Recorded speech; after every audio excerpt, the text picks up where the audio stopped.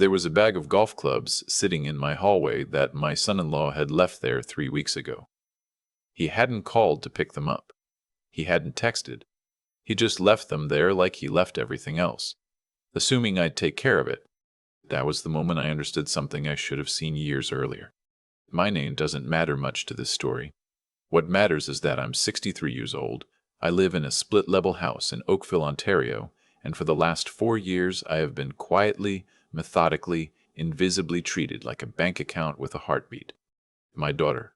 I'll call her by the role she played, not the name I gave her, because the girl I named doesn't quite match the woman in this story. My daughter is 31. She married a man named Conrad 2 years before all of this started. Conrad is the kind of man who talks about money constantly but never seems to have any. He knows the price of everything and the value of nothing. He used words like investment and building equity, the way other people use salt on everything without thinking. My wife, Carol, passed when my daughter was 24. Breast cancer, 7 months from diagnosis to the end. That year broke something in me that I've spent every year since quietly trying to repair. My daughter was devastated too. I know that. I've never forgotten that. What I didn't know was how much that grief would be used against me. It started small. It always does. 6 months after the wedding, my daughter called me from her car. I could tell she'd been crying. She said Conrad's hours had been cut at work. Something about restructuring at the logistics company where he was a coordinator. She said they were behind on their car insurance. Just one payment. Could I help? Of course I could. I transferred $420 that afternoon through Interact. She thanked me, said she'd pay it back once things settled. I told her not to worry about it. She was my daughter. Carol would have done the same without blinking. 3 weeks later, it was the hydro bill. Then it was a dental emergency. Conrad needed a crown, and their benefits hadn't kicked in yet because he'd started a new job. Then it was first and last for a new apartment, because their landlord had decided to sell the building and they needed to move fast. Each time, there was a reason. Each time, there was urgency. Each time, I said yes. I kept a note in my phone. Not because I expected repayment. I kept it because something in the back of my mind, some quiet, uncomfortable instinct, wanted to see the shape of it. By February of the 3rd year, the total was $61,400, not counting the groceries I'd bought when I visited, not counting the gas I'd put in her car twice, not counting the weekend I'd spent helping them move, and the truck rental I'd paid for because Conrad had forgotten to book, and the only one available last minute was $300. I want to be clear, I am not a wealthy man. I am comfortable. I retired early from a career in municipal infrastructure planning. I have a pension, some RRSPs, and the house, which is paid off. I am not the kind of man who can write $60,000 off as nothing. I felt it. I just loved her more than I let myself feel it. Last March, my daughter called me on a Sunday morning. I was making oatmeal. She said she needed to talk about something important. She said Conrad had found an opportunity. A friend of his was selling a small landscaping business, already had clients, equipment, contracts with 3 condo corporations in Mississauga. Turnkey, she said. Conrad just needed startup capital. $40,000 to buy in. She said this was the thing that would change everything for them. This was the investment that would get them stable. She said she'd never ask me for anything again after this. I stood there in my kitchen with the oatmeal going cold, and I thought about Carol. I thought about what Carol would say, and I heard her voice, not the sick voice at the end, the earlier one, the one from before. And I heard her say, "Don't be a fool, Reg." I told my daughter I needed to think about it. She said, "Of course. Take your time." 2 days later, she called again and said the seller was getting nervous. Could I give her an answer by Friday? I said I'd try. Thursday evening, my daughter called one more time. She said she wanted to be honest with me. She said they were also behind on their mortgage, 2 payments, and the $40,000 would help cover that too, since the business money would free up their cash flow. She said she didn't want to worry me, but she also didn't want to hide it. I transferred $3,500 for the mortgage that night. For the business investment, I told her I needed more time. The following week, I drove to their place for dinner. Conrad barbecued. He seemed relaxed, cheerful even. He talked about the landscaping business like it was already his, already running, already profitable. He mentioned they were thinking about getting a dog. He asked me what I thought about golden doodles. I drove home and sat in my car in the driveway for a long time before going inside. In May, my daughter called to tell me she had some bad news. She said they'd been planning a trip to Tofino for their anniversary, just a weekend, something small, already booked months ago and non-refundable. But Conrad had had some unexpected expenses at work, and they were going to have to cancel. She seemed genuinely upset. She said she'd been looking forward to it, and she was sorry to even mention it, but she just wanted me to know why she might seem a bit down. I told her I was sorry to hear that. I meant it.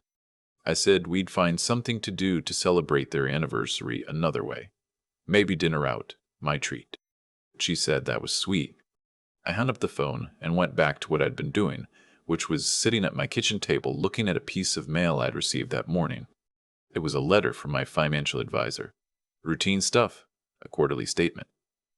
But I'd been thinking about the $40,000 request again, and I'd been thinking about those 2 missed mortgage payments, and I'd been doing some rough arithmetic. I opened my laptop to look at their social media.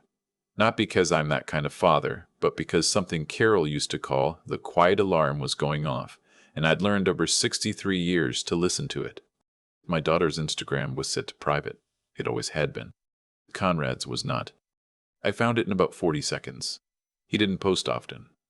Landscaping stuff, mostly. Some hockey. A few photos of their cat.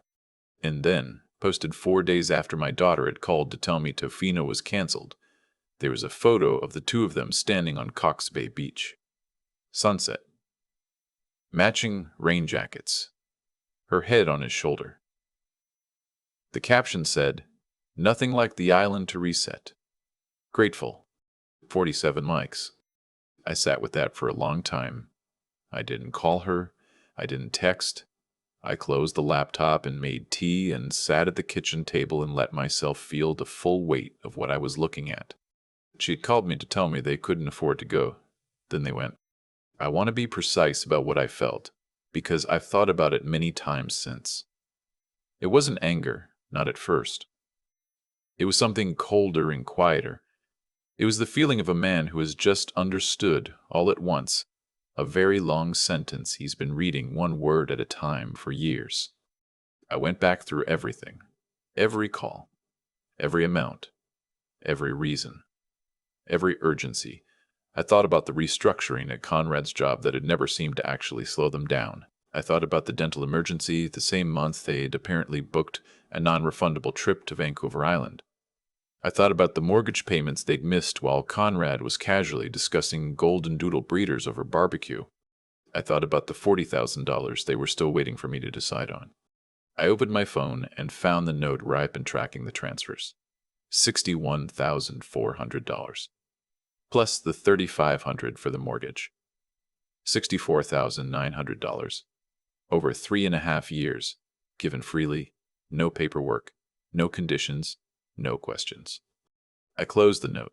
I opened a new one and started writing everything down properly. Dates, amounts, stated reasons, what I'd observed afterward. I wrote it like a report because that's what my career had trained me to do. Document clearly. Leave nothing to interpretation. Then I called my financial advisor and told him I needed to meet. His name is Philip. He's been my advisor since before Carol got sick. He's a practical man with a calm voice and a very good memory. I told him I was making some changes to my estate planning documents. I told him I wanted to understand exactly what I could and couldn't do with my RRSP beneficiary designations, and I wanted to revisit my will. I told him I wasn't in a hurry, but I wanted to be thorough. He said he'd set up an appointment with the estate lawyer his firm works with. 2 weeks later, I sat across from a woman named Sandra, who had been doing estate law in Burlington for 22 years. I told her my situation. I told her about the transfers. I showed her the note on my phone. She didn't seem surprised. She said she saw variations of this more than I'd think. We talked for nearly 2 hours. When I left her office, I had a clear understanding of what my options were and what I wanted to do. I also had a follow-up appointment booked for the following Thursday to begin the formal process. In the meantime, my daughter called. It had been about 3 weeks since the Tofino photo. I hadn't mentioned it. Had said nothing. I'd been pleasant on the phone, answered her texts, asked about her week. She said she wanted to check in about the business investment. She said the seller was getting impatient. She said Conrad had been losing sleep over it. She said she hated to pressure me, but she also didn't want the opportunity to slip away. I told her I was close to a decision. She sounded relieved. She said there was one more thing. She said they'd been doing some thinking, and they'd realized that with everything going on financially, it might make sense for me to think about the house. Not selling it, just the long-term picture. She said Conrad's cousin was a real estate lawyer, and he'd mentioned that putting the house in her name now, while the market was the way it was, could protect it from probate down the road. She said it was just something to consider. She said they weren't trying to rush anything. They just thought it was worth mentioning. I held the phone very still. I said that was interesting, and I'd look into it. She said, "Great, no rush, it was just an idea." I hung up and sat in the quiet house for a very long time. The house Carol and I had bought together in 1998 for $240,000. The house where my daughter had grown up. The house where Carol had died, in the bedroom at the end of the hall, on a Tuesday morning in November with me holding her hand and the maple tree outside the window just starting to lose its leaves. That house, they wanted me to put it in her name. I kept my appointment with Sandra. I did not call my daughter for 2 weeks. She called me twice. I was friendly, vague, said I'd been busy, said I was dealing with some paperwork. She didn't push. Then she called on a Saturday afternoon and said she wanted to have me over for dinner. She said Conrad was going to make his pasta, the one I liked. She said it had been too long. I said that sounded nice, and I'd be there at 6. I arrived at 6 with a bottle of Niagara Peninsula Pinot Noir and a manila envelope. Conrad's pasta was good. It always is. I'll give him that. We talked about the hockey playoffs. We talked about the weather, which in April in Ontario was always either a complaint or a surprise. My daughter opened the wine and poured 3 glasses, and everything felt almost normal. After dinner, while Conrad was loading the dishwasher, my daughter brought up the house again. Gently, carefully. She said she'd done some reading, and it really did make financial sense. She said she just wanted to make sure I was taken care of long term. I nodded. I reached into the inside pocket of my jacket. I hadn't brought the manila envelope in. I'd left it in the car. I wasn't ready for that part yet. And I said I had done some reading, too. I said I had some conversations with some professionals. She said she was glad. I said I wanted to ask her something first, and I needed her to be honest with me. I said I needed that more than anything. She said, of course. I asked her about Tofino. The pause was very small, a fraction of a second. But I had been watching her face my whole life, and I knew every register it was capable of. And what crossed it in that fraction of a second was not confusion. It was calculation. She said they'd ended up being able to go after all. She said a friend had helped out. She said she'd meant to mention it, but it had slipped her mind. I asked which friend. She said a girlfriend from work. She said it wasn't a big deal. I said it was the same week she'd called me to say they couldn't afford to go. She said she knew how it sounded. She said she felt bad about it. She said things had shifted quickly, and she didn't know how to bring it up without it seeming like she was rubbing it in after she told me it was canceled. Conrad came back into the dining room drying his hands on a dish towel. He looked at my daughter. Something moved between them. I said I understood. Then I said I'd been doing a lot of thinking. I said I wanted to be the kind of father who supported his family. I said Carol would have wanted that too. My daughter's expression softened. Conrad sat down. I said I'd come to some decisions.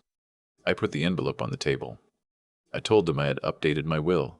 I told them that following advice from my estate lawyer, I had made a new beneficiary arrangement for my RRSPs. I told them I had set up a formal gift registry, a legal document that recorded every transfer I had made to them over the past 3.5 years, totaling $64,900, to be considered part of any future inheritance calculation. I told him that I had transferred a portion of my investment portfolio into a charitable remainder trust directed to the Jurbinsky Cancer Center in Hamilton in Carol's name, and that this trust was now irrevocable. Conrad said, "What does that mean?" I said it meant the money was no longer mine to give. It was already Carol's. My daughter opened the envelope. She went through the documents slowly. I watched her read. I watched the understanding arrive in stages, the way weather comes across the lake.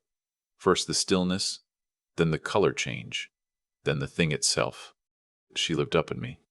She said, "Dad." I said, "I know." She said, "This isn't what we weren't trying to." I said, "I know what you were trying to do. I've known for a while. I just needed to make sure I did things in the right order." Conrad said this was not what they'd intended. He said they just wanted to protect the family assets. He said I was being dramatic. I looked at him for a moment. He was 34 years old, and he had never once asked about Carol.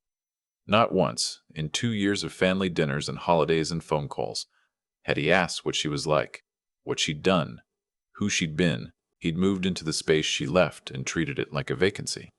I said, "Conrad, I'm going to ask you to let me finish talking to my daughter." He didn't say anything else. I told my daughter I loved her. I told her that hadn't changed, and it wasn't going to change. I told her that when her mother died, I had promised myself I would not let grief make me foolish, and it had taken me longer than I'd like to admit to keep that promise to myself, but here I was. I told her the house was staying in my name. I told her the $40,000 for the business was not going to happen. I told her the door for dinner and conversation and being a family was still open, and I meant that, and I would continue to mean it. I told her that what was not open anymore was the other thing, the thing we hadn't named out loud tonight, but that we all knew was in the room. She cried. I let her cry. I didn't move to hold her or comfort her the way I would have once, because I'd learned something hard and true over the past several months. Comfort given at the wrong moment is not kindness. It is permission. I drove home on the QEW with the windows down a little, the April air still cold off the lake. I turned on the radio. Someone was playing a tragically hip song, one of the older ones, and I turned it up louder than I usually do, and I drove. When I got home, I stood in the front hallway for a minute.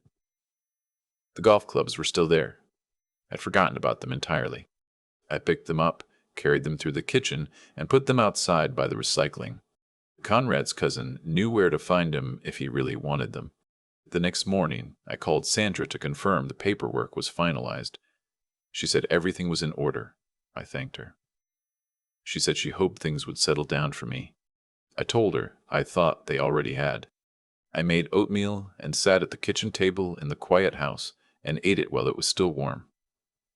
Outside the window, the maple tree was doing what it always does in late April, putting out those small, tentative, rust-colored leaves, a little uncertain, but growing anyway. Carol used to love that tree. I looked at it for a long time before I did anything else. I think about that maple tree a lot, the one Carol loved, the one that comes back every April, looking a little uncertain, but growing anyway.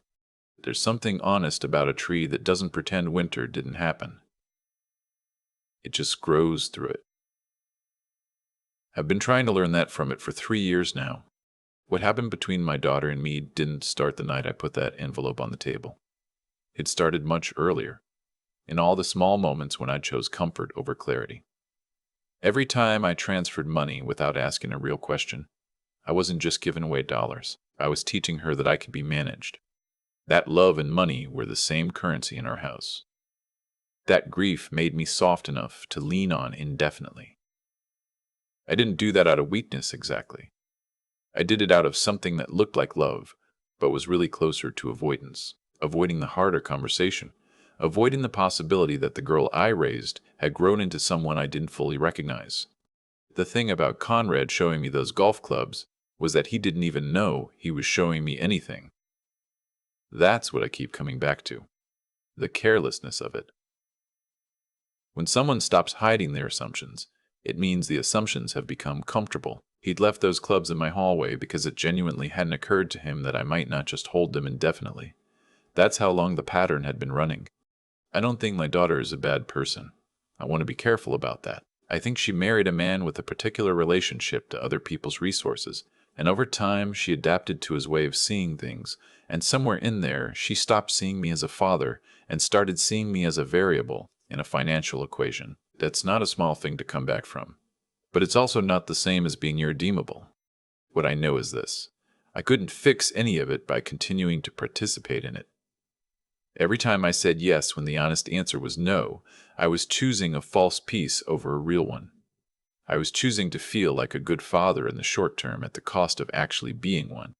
It took me a long time to understand that having the strength to say no to someone you love is not the same as loving them less.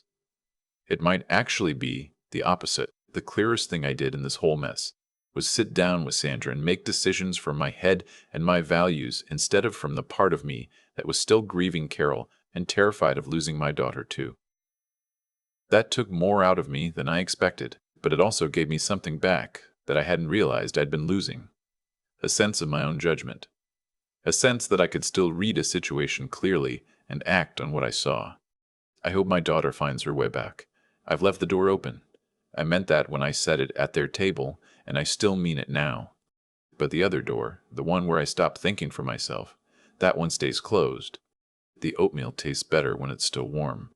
It took me 63 years to stop letting it go cold.